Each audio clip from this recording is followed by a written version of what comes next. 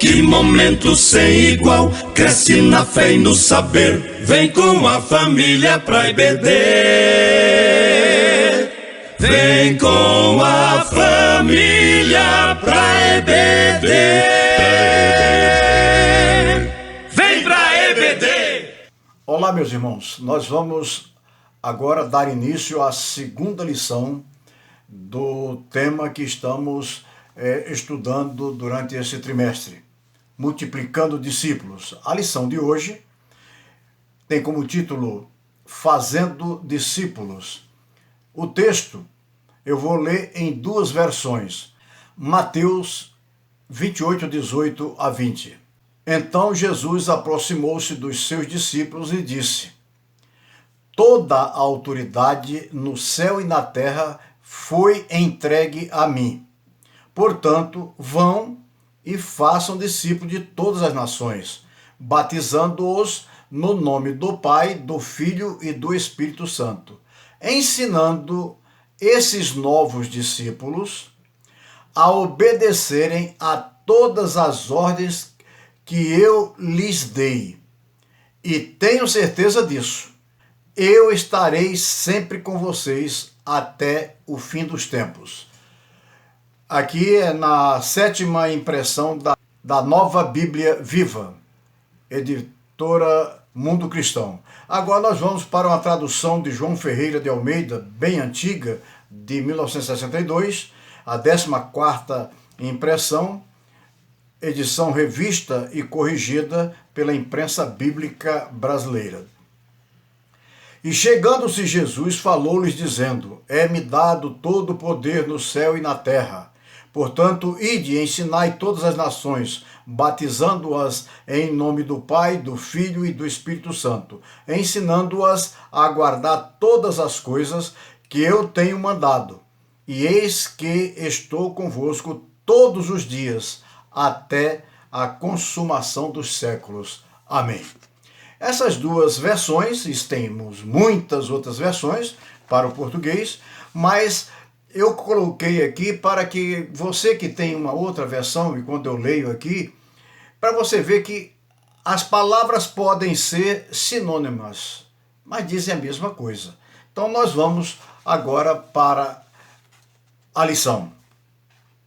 Lemos o texto a partir dessas duas traduções, conforme falei, com o intuito de mostrar que, mesmo sendo de traduções de idiomas diferentes, o texto é o mesmo e de boa compreensão. O primeiro texto não foi traduzido diretamente para o português, mas para o inglês. O segundo já foi para o português. João Ferreira de Almeida. A ênfase dos dois textos é fazer discípulos, ensinar alguém.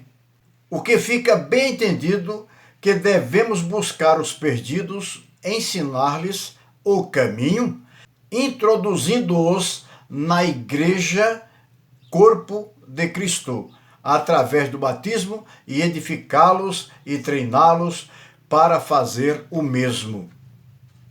Cremos, meus irmãos, que andar em obediência a Deus é um consenso de todos os cristãos.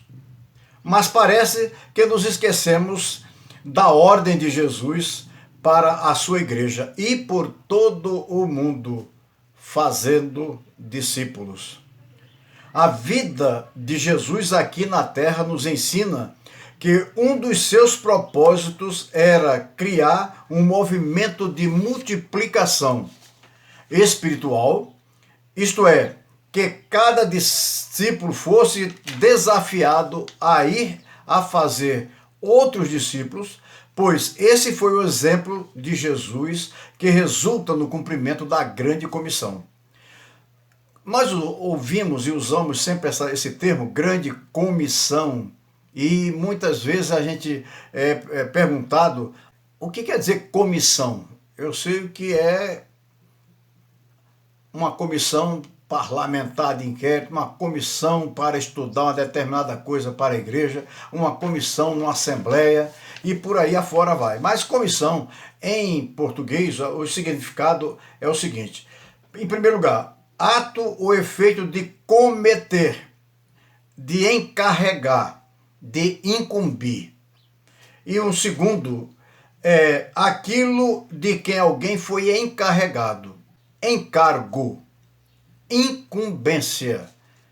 Jesus disse: assim como tu me enviastes ao mundo, também eu vos enviei ao mundo. João 17, verso 18 e também no 20, 21. Isso demonstra com muita clareza que a nossa missão é multiplicar a mensagem do Evangelho de Cristo. Não podemos nos acomodar em uma vida cristã improdutiva. Temos que dar frutos para a glória de Deus. O desejo do Mestre é que continuemos a fazer exatamente o que ele fez, a alcançar todo mundo com a mensagem da salvação. E aqui fala sobre frutificar, que é o que nós estamos estudando. Meus irmãos, a Bíblia é clara quando diz: a árvore que não der fruto só tem uma coisa, né? É cortar e fazer com que ela não prossiga. Porque se ela não está dando fruto, para que serve, né? Eu e você, discípulos de Jesus, se não dermos frutos, para que servimos dizendo que somos discípulos? Para que uma igreja cheia de pessoas que se dizem discípulos e que essa igreja não multiplica discípulos?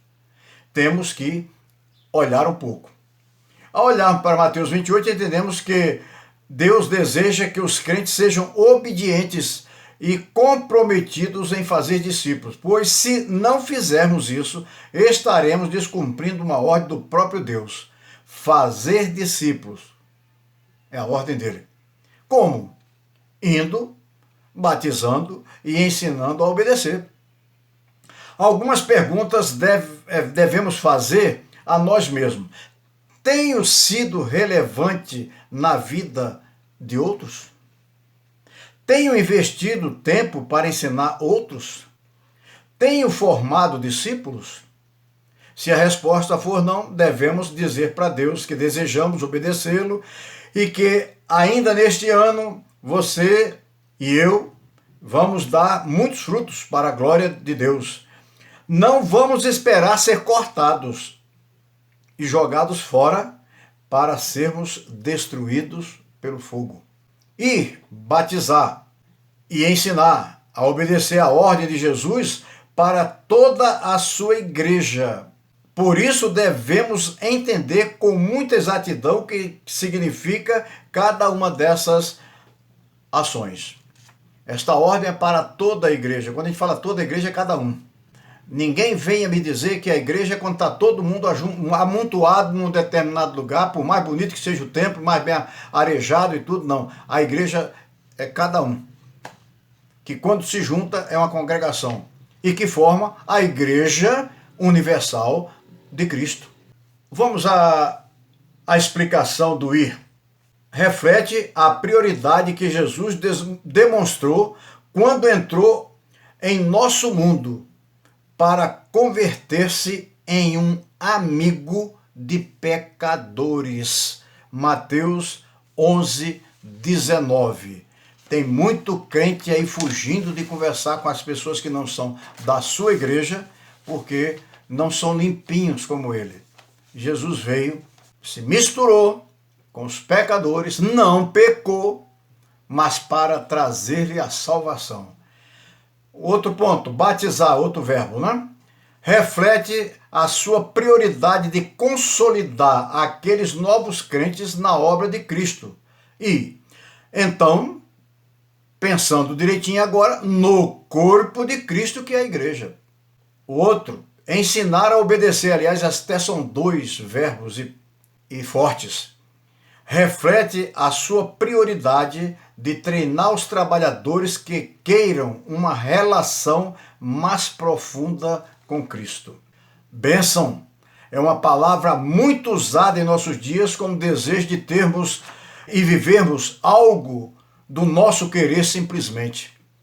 Pedimos a Deus a bênção e nos esquecemos de seguir a Cristo quando disse: Abba, Paizinho, estou desejoso ou necessitado que atendas esse meu pedido.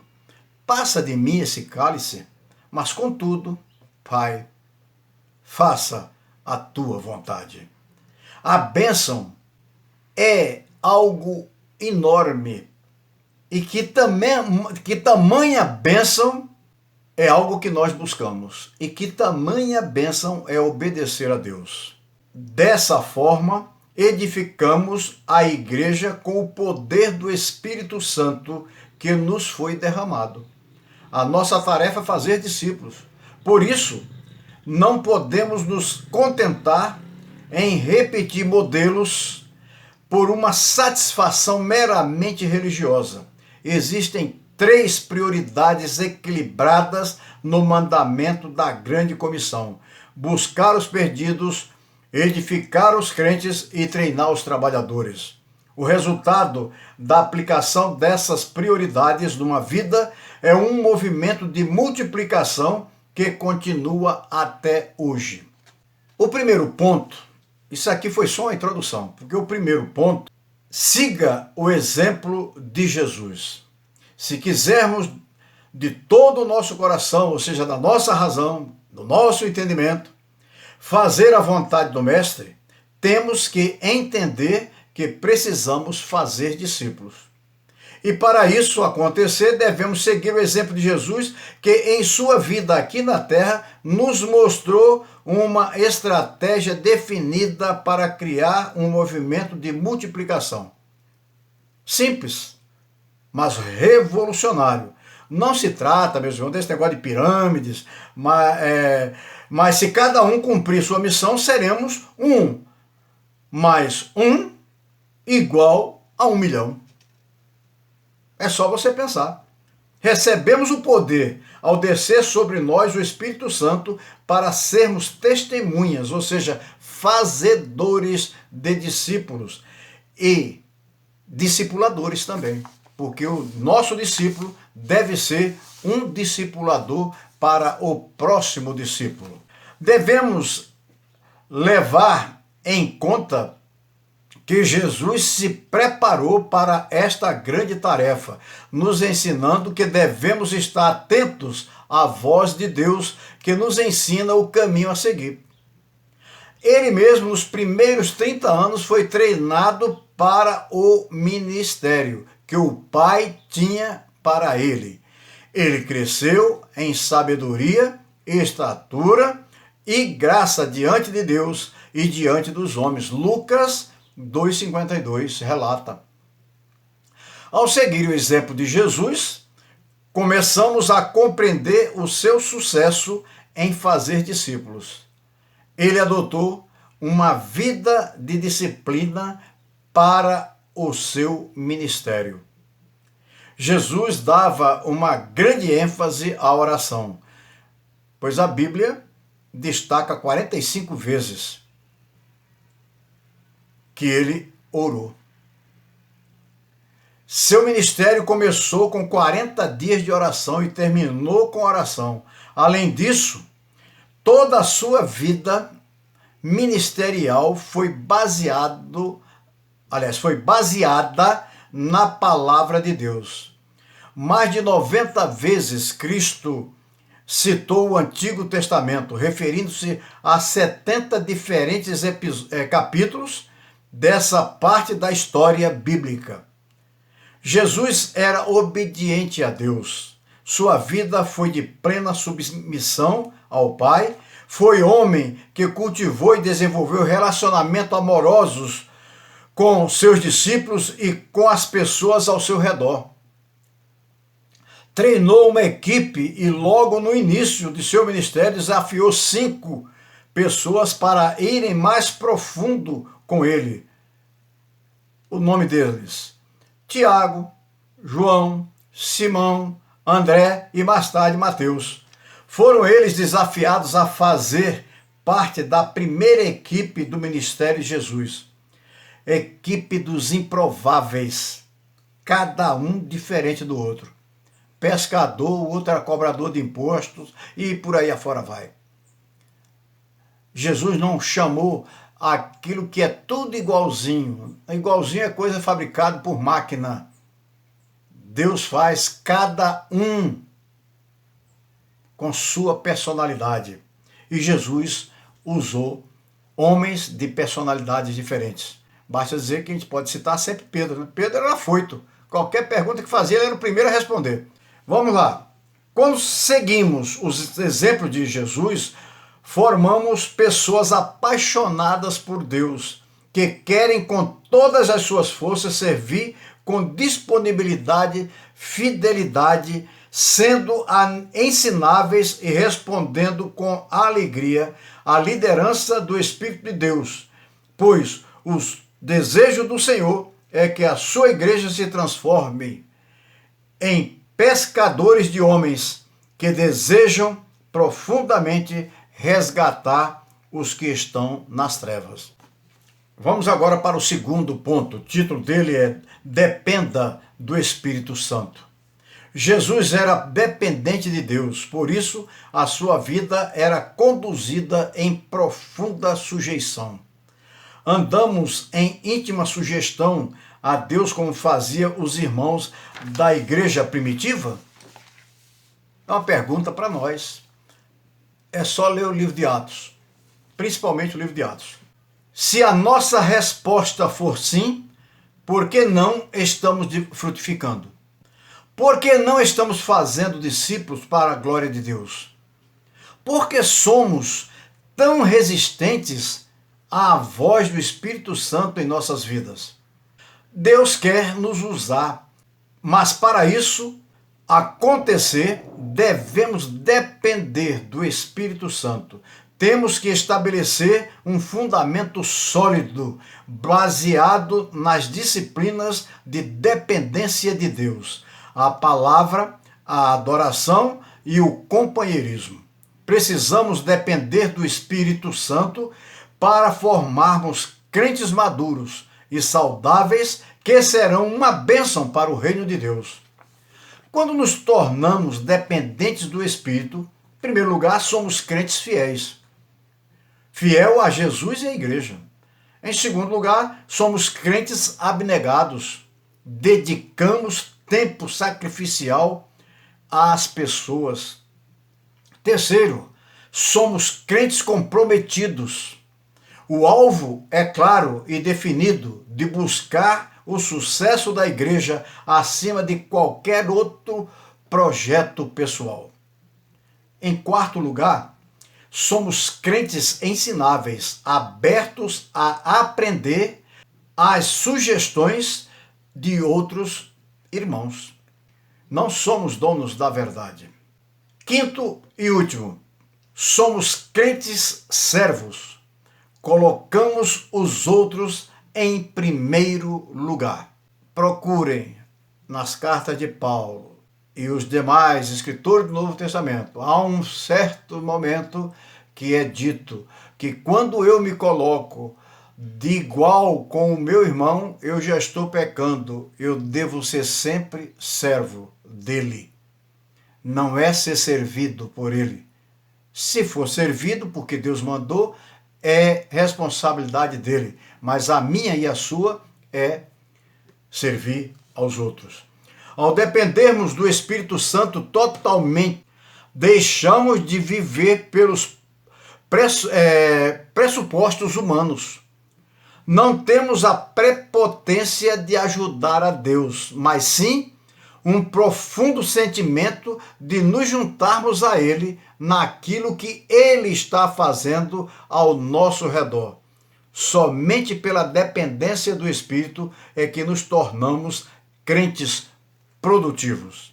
Numa plantação, temos que ter várias etapas na vida.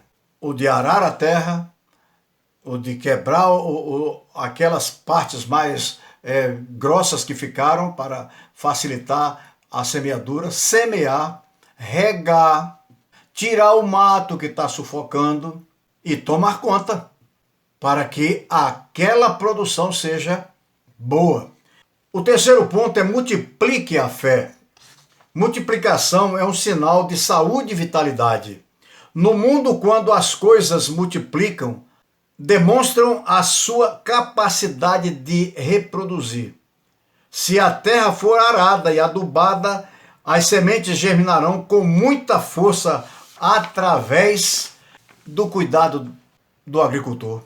Da mesma forma, um rebanho bem alimentado e tratado se multiplicará, demonstrando a sua saúde e vitalidade. Foi isso que Jesus ensinou aos seus discípulos. Multiplicar é preciso, pois estamos saudáveis, recebendo o bom alimento de Deus. Não podemos ser improdutivos. Jesus cuidou bem dos 12 discípulos e os acompanhou para que eles pudessem fazer o mesmo com outras pessoas. Por isso devemos ter compromisso de multiplicar a fé. Como igreja, precisamos de discípulos que desejam ardentemente obedecer à vontade do Mestre. Homens e mulheres atentos à voz de Deus para aprender e praticar os ensinos de Jesus. Esses serão parecidos com o Mestre e repetirão o mesmo exemplo de vida na vida de outros, cuidando e sedimentando outros discípulos para multiplicar. A vontade de Deus é encontrar uma igreja produtiva que conquiste o terreno que o inimigo invadiu. Crentes vigorosos que assumam o compromisso de cuidar de vidas, ensinando, batizando e consolidando discípulos no Evangelho do Senhor. Se quisermos ser obedientes a Deus de todo o coração, precisamos fazer discípulos, multiplicar para a glória de Deus. Vejamos como foi o processo de multiplicação de Jesus. Jesus, Barnabé, Paulo, Timóteo, homens fiéis e outros que foram aceitando a boa nova do Evangelho e passando para outros, multiplicando. É com base nesse quadro que devemos olhar para a nossa atual situação e perguntar: será que esse processo termina em mim? Ou será que devo perpetuar essa vontade de Deus?